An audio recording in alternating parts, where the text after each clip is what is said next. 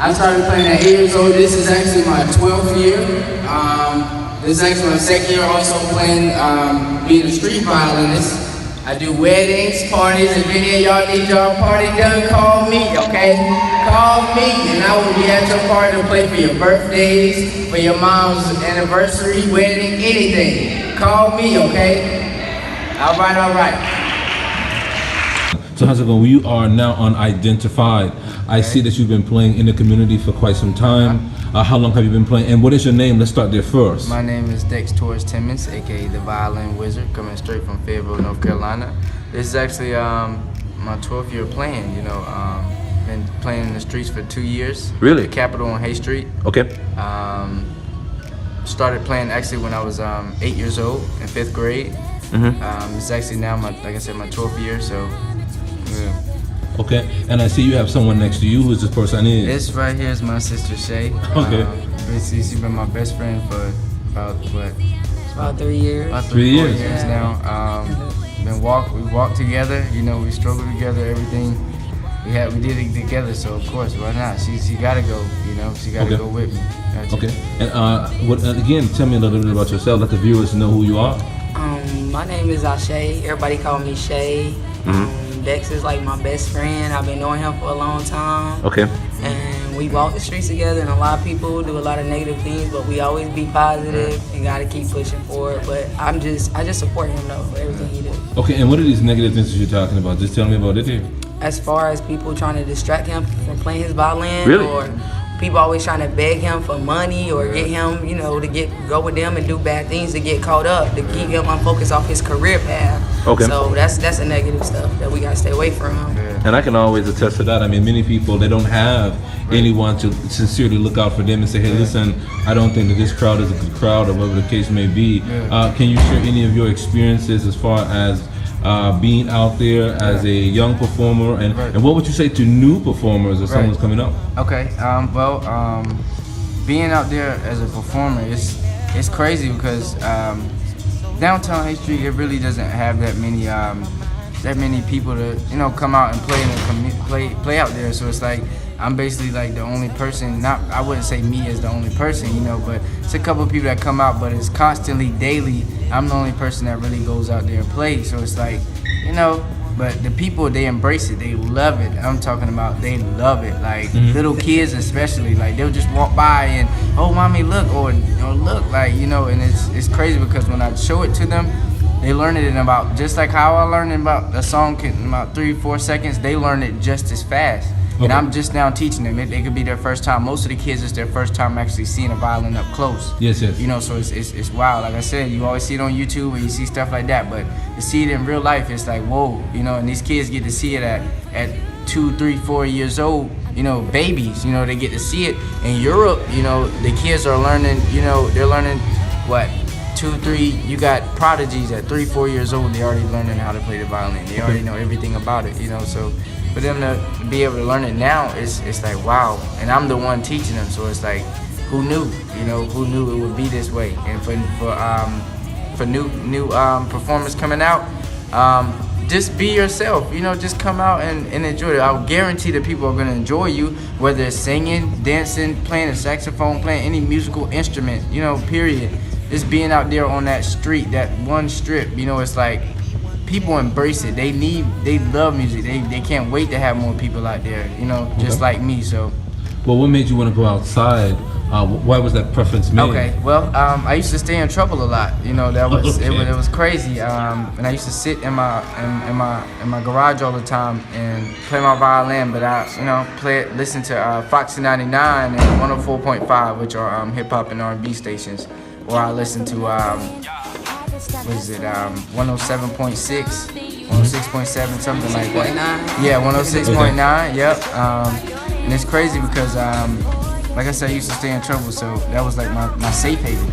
Okay. And started playing and stuff. It's like, whoa, like, okay, I got a gift. And it's like I couldn't really go outside that much. My parents were Army, you know, they were Army, so well, my uncle was, he was Army, so it's like, whoa. Every time I stayed in trouble, they'll keep me in the my room isolated. So it was like, you stay in your room or you can go in the garage. They'll let me, fiddle around with my violin. That was no problem, just as long as it was something constructive, you know. And it's crazy because I always was stuck inside. Like I told you, I stayed in trouble, so it was like I was basically the top 5. Well, some say that sometimes when kids are in trouble like that, it's normally because they're bored. Right, yeah. But it's wild, man. I just love being outside. There's something about outside, the energy. Just if you inside playing a video game, I used to love video games. You're missing out on life, And if you go outside, it's way more to it. You see people, you see trees, you see everything. It's life outside, So it's like when I play, I love going outside every day because you never know that the music that I play, it reaches a lot of people.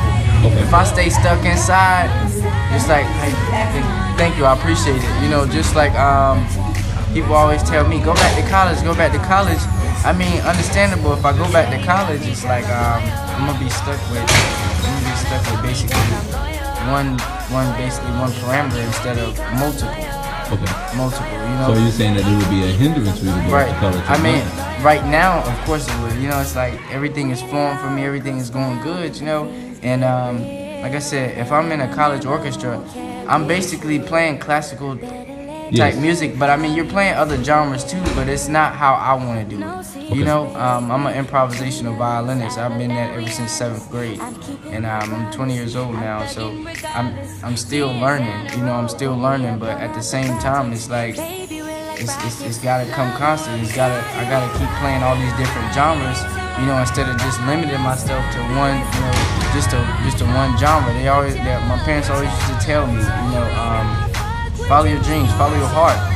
When you get older, it's crazy how when your parents start, not just your parents, but people around you, they start telling you otherwise. Like, okay, well, you're growing older, you got to get a job, you got to do this, you got to do that. Well, what happened to those, the things, follow your heart and all of this stuff. And my parents, they see it now too, they kept telling me get a job, go get a job. I was like, I don't know about that, because I just love my violin so much, it's like, I gotta chase it young. You have to chase your dreams while you're young. Even when you're old, you still can chase them.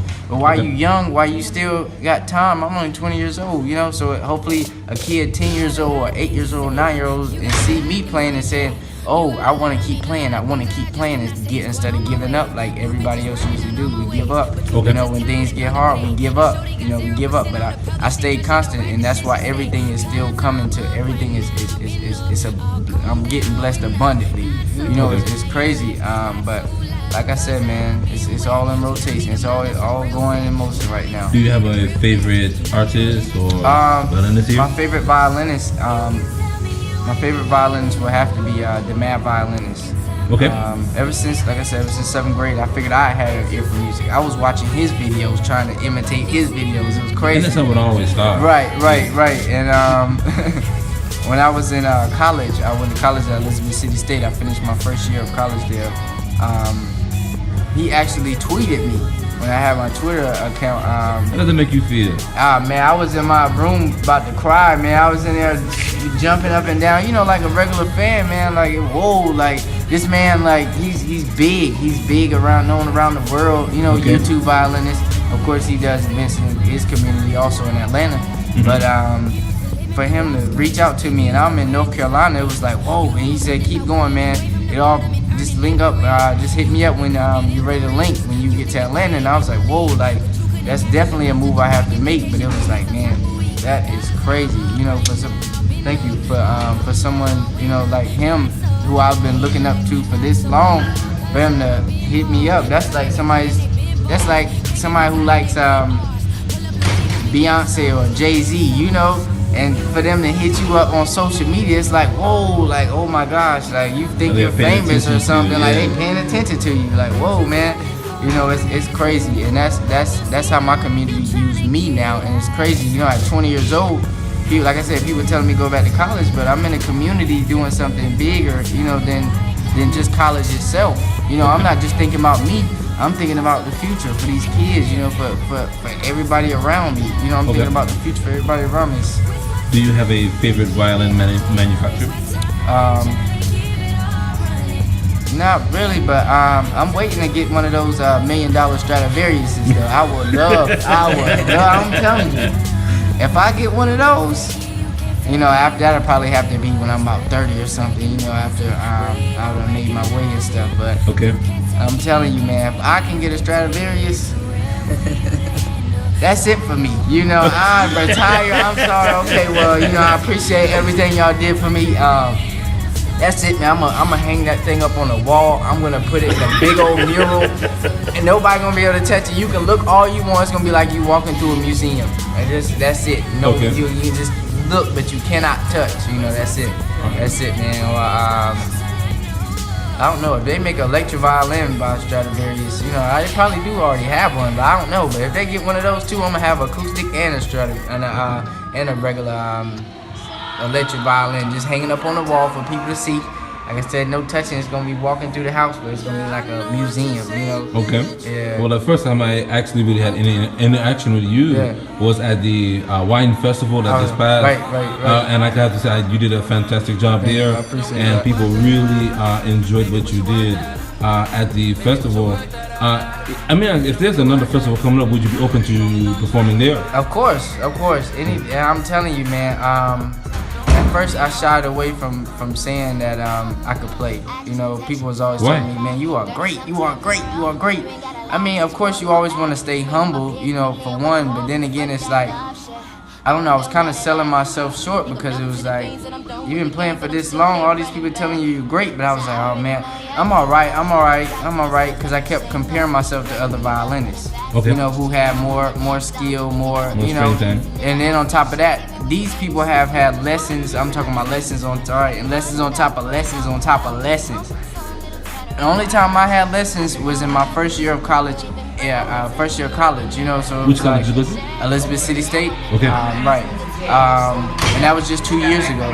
Basically 2 years ago. And also, one time before. I was wondering when you were gonna say something. Yeah, one time before, people would try to stop him from playing. Like they'll steal his phones or his laptop, so he can't play his music and won't be focused, or walk by and look at his case. Like on the at the Walgreens on Ramsey Street, they'll walk by and like clock his case with their eyes and see how much money he have, and they'll tell him at the end of the night, like, I'll send people walk in, we know how much money you got, and if I want to tax you, I can tax you, or just to stop his money flow, because they not making money. They will steal his phones, his tablets, everything that they know he need to listen to music and play. They'll steal it all to try to shut him down. Funny, I told him just don't worry about it, you know. What kind of people are these? Like I said, if I ever see something like that, that's what I'm saying. I used to stay in trouble a lot, so the streets was like I felt like the streets was my safe haven. You know, I walked the streets late at night, and then I was friending people that wasn't really for me. You know, and that's what I'm saying. People see the growth in me now. That's why everything is happening. At 20 years old, I wasn't ready at 18 to make it. I wasn't ready at 19 to make it. At 20 years old, I really feel like I'm ready to make it. I can make it with anything.